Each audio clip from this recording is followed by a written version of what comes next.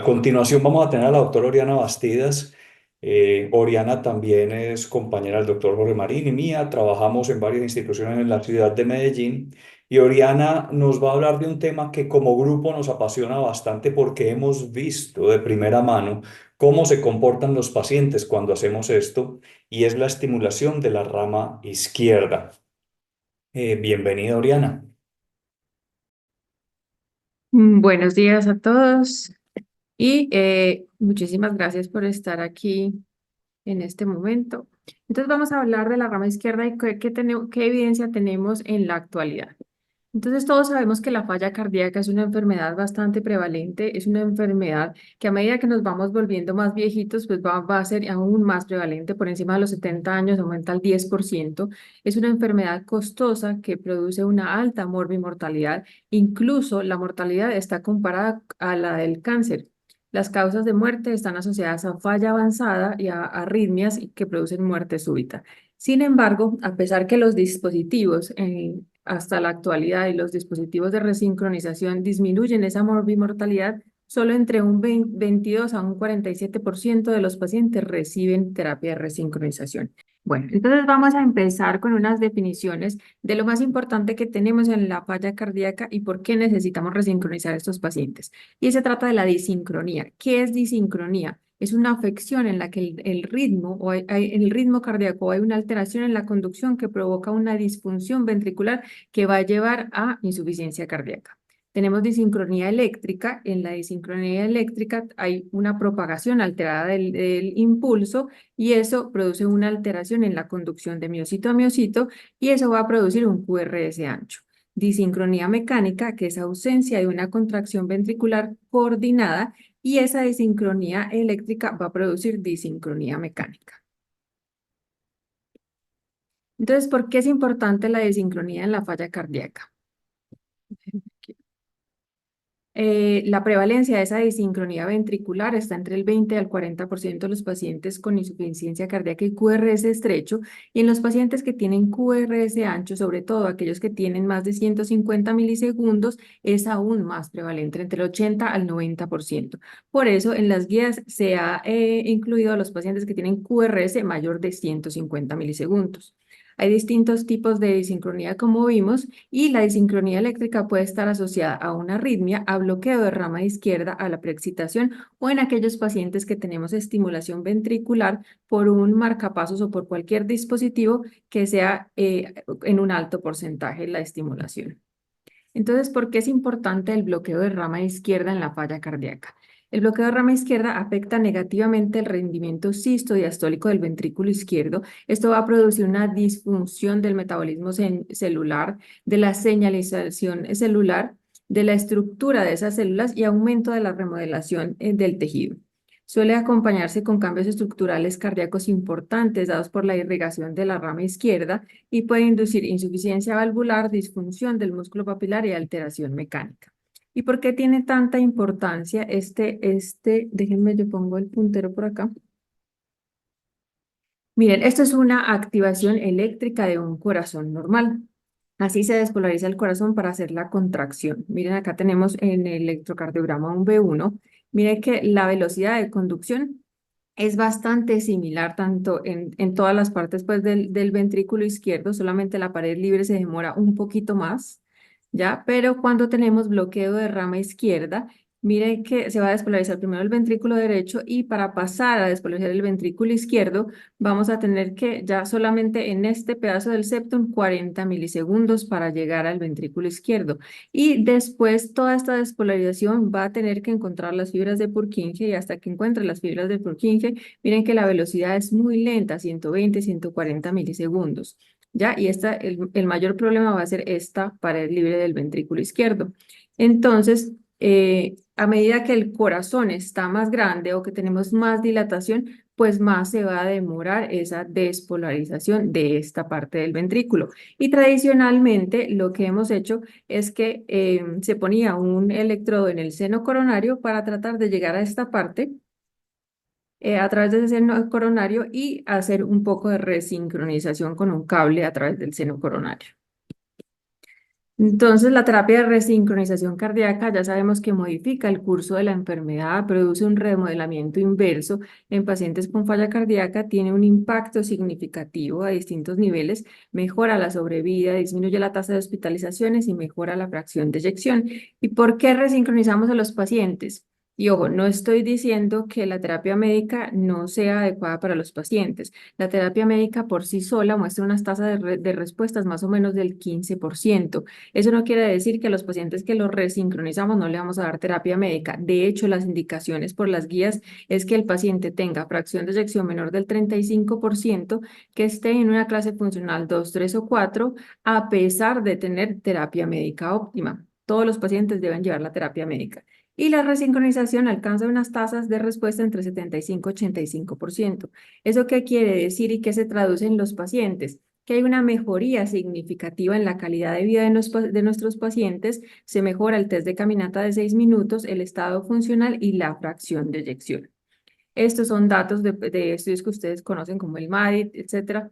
Y vamos a ver que la fracción de eyección tiene un aumento eh, poquito, pues más o menos el 3%, pero lo que sí es importante para nuestros pacientes es que se reduce el riesgo de hospitalizaciones en un 37%, miren, con un número necesario a tratar de 12,5, se reduce la mortalidad en un 22%, con un número necesario a tratar de 43, y también tenemos una tasa de superrespondedores, que son aquellos pacientes que uno les pone el resincronizador y aumenta la fracción de eyección a más del 50%, y eso corresponde al 5,9%.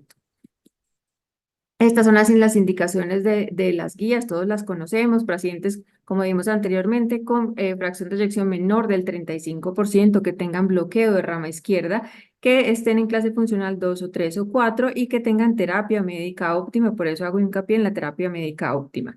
Y además, aquí falta también los pacientes que tienen fracción de eyección menor de 40%, pero que tienen un dispositivo y ese dispositivo los está estimulando en un gran porcentaje.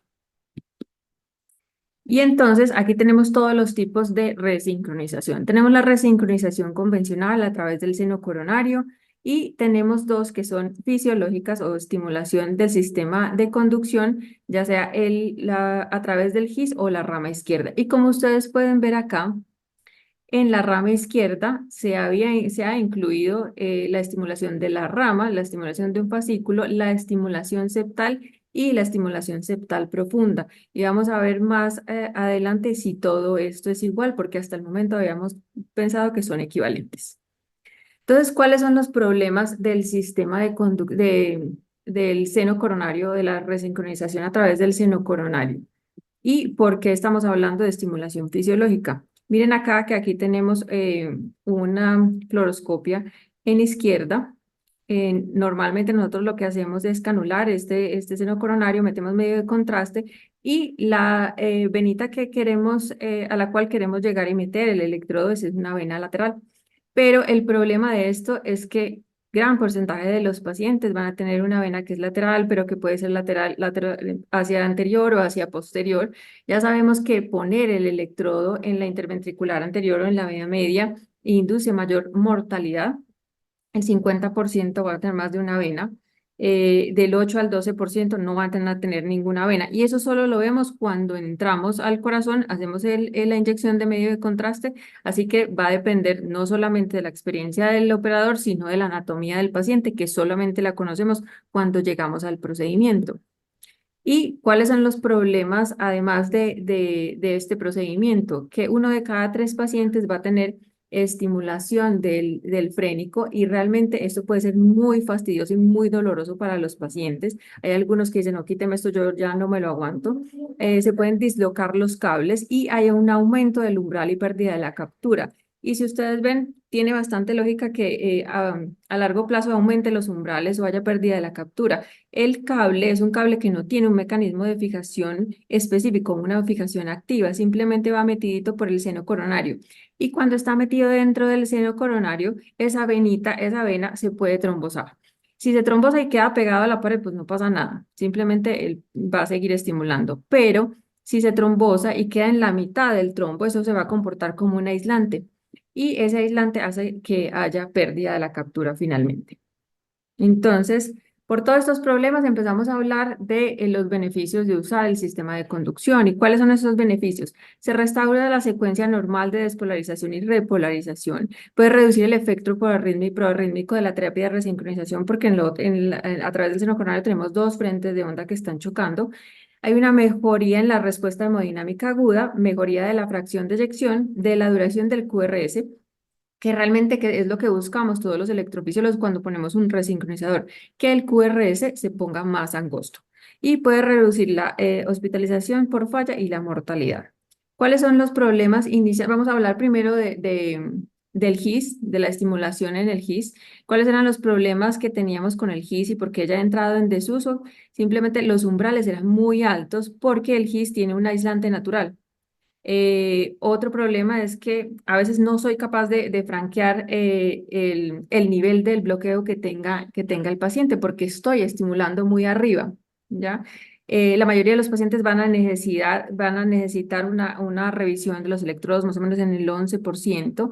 También eso puede ser porque se disloca, porque si ustedes se dan cuenta, según la anatomía, el GIS queda muy arriba y puede quedar golpeando el cable con la válvula y eso lo puede dislocar finalmente. Entonces, miren, en comparación con poner un electrodo en el GIS o poner un electrodo en la rama, miren los pros y los contras de cada uno. Los pros de tener un electrodo en el GIS es que es mucho más fisiológico y voy a comprometer todo el sistema de conducción. Los contras es que es un área muy pequeñita, lo que hace que el procedimiento sea muy difícil, o sea, sea mucho más difícil. Los umbrales de captura. Y lo otro que hablamos, que no soy capaz a veces de franquear el sitio de bloqueo específico que tiene mi paciente. Y para la rama tenemos todos estos pros, que son el área es mucho más grande, los umbrales son estables y son bajitos. Tengo, es una técnica que es mucho más fácil y tengo un alto grado pues, de alcanzar el éxito con poniéndolo en la rama izquierda y los contras es que pues hasta ahora necesitamos más evidencia para que entren las guías como es lo que todo el mundo quiere.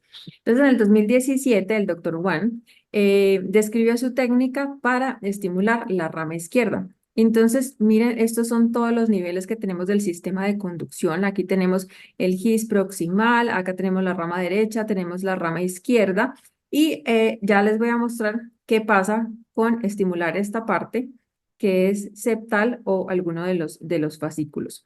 Entonces, algo muy importante es que yo siempre debo utilizar el polígrafo para hacer este procedimiento, porque el nivel de la captura simplemente a través de la fluoroscopia va a ser muy difícil por la anatomía o porque estoy viendo solamente en un sistema de 2D, no tridimensional, donde voy a poner el electrodo. Entonces, la morfología de ese QRS y el potencial pues, al QRS puede ser un poquito impreciso.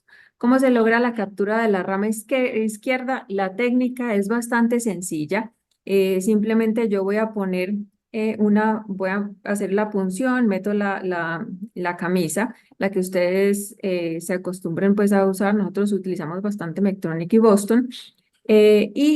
Vamos a poner la fluoroscopia en 30 grados, más o menos en 10 a 30 grados, dependiendo como de la morfología o de la anatomía del paciente y qué tan rotado esté el corazón. Más o menos 1,5 milímetros por debajo, centímetros por debajo del GIS voy a tener la rama izquierda. Y algo que nos facilitó muchísimo a nosotros es este trabajo fue que salió un artículo que ya se los voy a mostrar, que es un método de partir el corazoncito para encontrar dónde está la rama izquierda.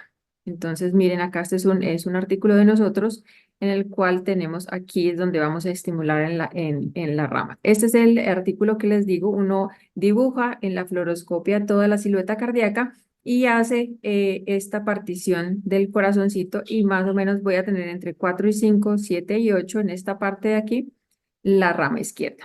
Allá sea allá es que voy a dirigir la camisa. Entonces, ¿cómo voy a hacer la dirección de la camisa? Entonces está escrito entre 40 y 10 grados. A mí me gusta que quede un poco más perpendicular porque yo les recomiendo, si a ustedes se les va para arriba, el electrodo empieza a perforar hacia arriba y en algún momento van a perder la captura. se hace rotación horaria y un ligero empuje. Nosotros ya dejamos de hacer inyección de medio de contraste, eso puede hacer disección del septum y no es tan chévere. ¿Cómo vamos a hacer la penetración? Miren, muy importante tener el polígrafo. Cuando yo veo la W, estoy a nivel del endocardio derecho. Luego, a medida que voy metiendo cada vez más el electrodo, encuentro que se va subiendo como esta partecita de la W. Estoy en el subendocardio derecho. Y aquí, anteriormente decíamos, listo, ya, quedamos en la rama. No, ahí estamos medio septal. ¿Y cómo me doy cuenta que estoy medio septal? A pesar de que tengo una R en B1, yo veo una S final. Esto no es lo que yo quiero. Lo que yo quiero es que se quite totalmente esa S y esta es la zona de la rama izquierda. Nos hemos vuelto cada vez más exigentes con esta parte. Y más o menos aquí puedo ver que tengo el electrón como 1 centímetro por dentro del septum interventricular. Algo que nos ayuda mucho son estos extrasístoles como de fijación o latidos de fijación.